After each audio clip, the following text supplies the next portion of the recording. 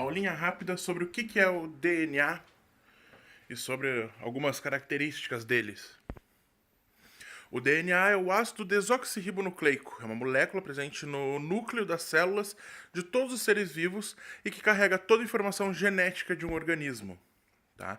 A molécula de DNA é constituída por três substâncias químicas: uma base nitrogenada, pentose e fosfato. Base nitrogenada, adenina, o A, timina, o T, citosina, C, guanina, o G. Eles ficam agrupados em dupla, sendo o A e o T, o C e o G. Uma pentose, um açúcar que apresenta moléculas formadas por 5 átomos de carbono, e fosfato, um radical de ácido fosfórico. Gene. Os genes são unidades de informação hereditária que formam os cromossomos, formados por sequências especiais de centenas ou milhares de pares de bases nitrogenadas, AT ou CG. São eles que determinam tanto as características próprias da espécie humana quanto as características próprias de cada indivíduo.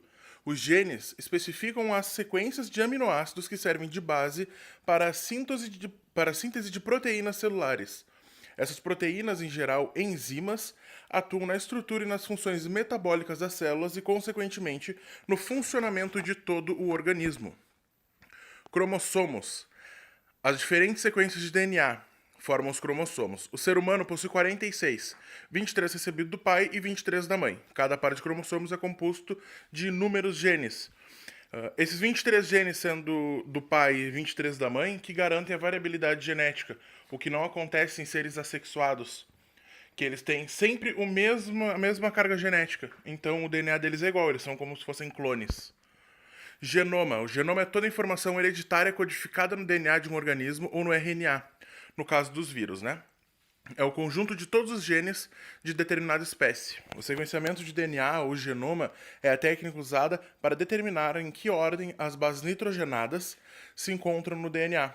Sequenciar um genoma significa determinar a ordem em que as informações, ou seja, os genes, estão colocados no genoma, o que permite obter informações sobre a linha evolutiva dos organismos, podendo trazer novos métodos para diagnosticar doenças ou formular medicamentos e vacinas.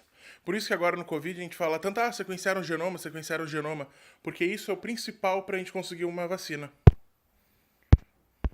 E é isso então, basicão sobre DNA, simples, rápido e fácil.